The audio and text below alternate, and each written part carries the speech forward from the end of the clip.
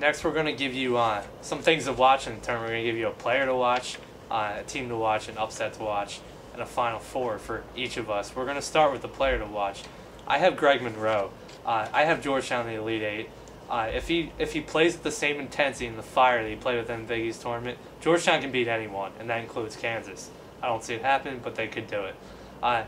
He's a center that you just can't guard because, if you try to double him, he's going to pass out of it, and he's going to find someone cutting the basket. And I figure if stiffs like Greg Oden and Hashim Thabit can get their teams to the Final Four, I don't see any reason why Greg Monroe can't. I don't have him doing it, but I think he can do it. So I'm going to go with Greg Monroe there. My player to watch, much to the chagrin of probably many Pitt students out there, I have Villanova guard Scotty Reynolds. I'll be the first to tell you I'm not a Scotty Reynolds fan after what he did to Pitt last year in the Elite Eight. But I just feel like it's his senior year. He doesn't want to go out.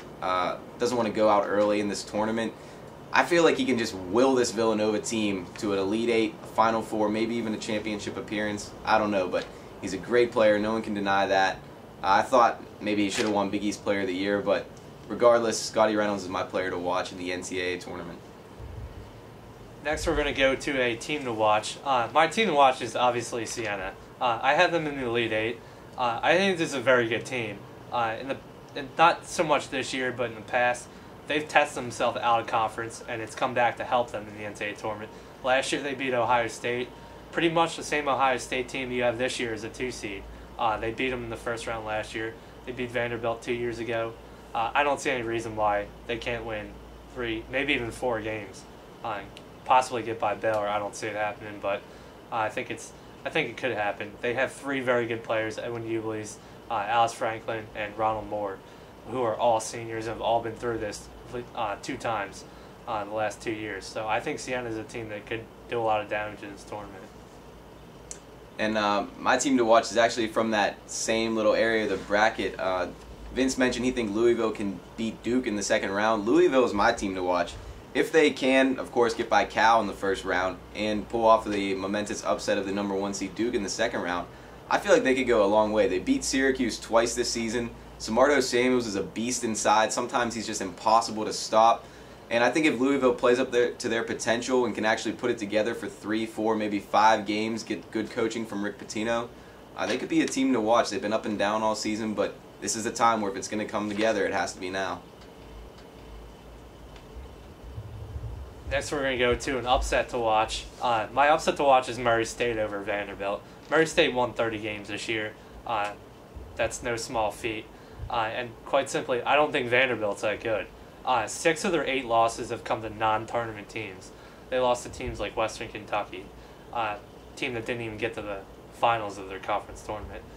Their best wins are like Missouri, St. Mary's, Tennessee, Florida.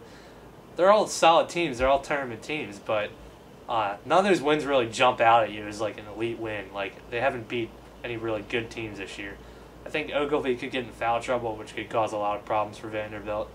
And, just 2 years ago, they lost to a 13 seed, so it's not like it hasn't happened with this team before. So that's my upset to watch, Murray State over Vanderbilt. Yeah, I like the Murray State over Vanderbilt upset too, but although, Vince, I have to say, I think Murray State also lost to Western Kentucky this year, but I do agree with you. I think that's definitely an upset to watch. But I'm going to take Minnesota over Xavier as my upset to watch. Minnesota, a big conference team. They have 5 really strong starters on that team. Damian Johnson's a great player.